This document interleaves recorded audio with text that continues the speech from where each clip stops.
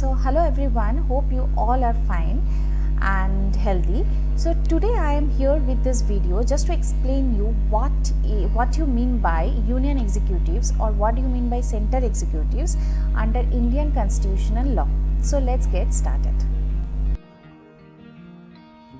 So hello everyone. Today my topic is Union Executive under Indian Constitution Law, which is coming under Articles 52 to 78. So many of you, those who are studying LLB or who are having this chapter Indian Constitution Law, this is a small topic and easy topic. Many people are having doubts like who are the people coming under the Union Executive. Okay, we also call it as a center. First comes center, then state, then territories, like this under Constitution Law. So, under who are the Indian executive? First is the president.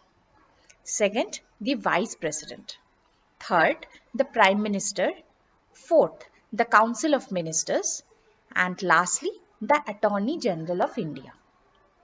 Now, I would like to explain you one by one about these people.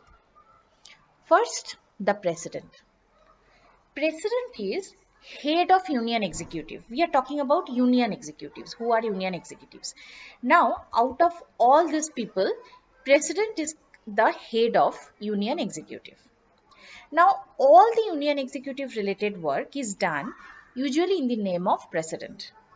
All other people will do the work, but in the name of president. Next comes vice president. Just after president, vice president is there. He is the chairman of Council of States. So, chairman of Council of States means Rajya Sabha. That means in absence of president, the vice president is the head. Next comes the prime minister. Prime minister is a very important person and we called him as a real executive. All powers are actually in the hand of prime minister because all decisions are usually taken by him. And he is also known as head of the government. Next is the Council of Ministers. So first Prime Minister is there and under him all the ministers, MLAs are there.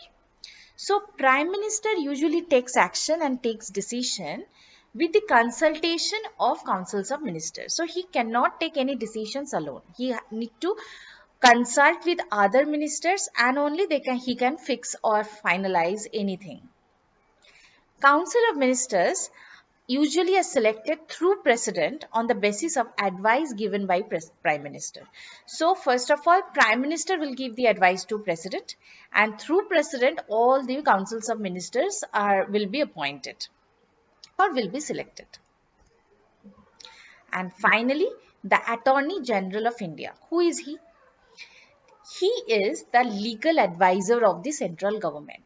Usually, the legal advisor of central government or government, we called it as the Attorney General of India.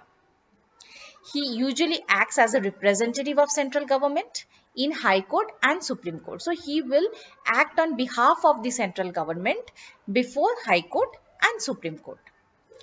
Basically, in simple language, we called him as a lawyer of central government.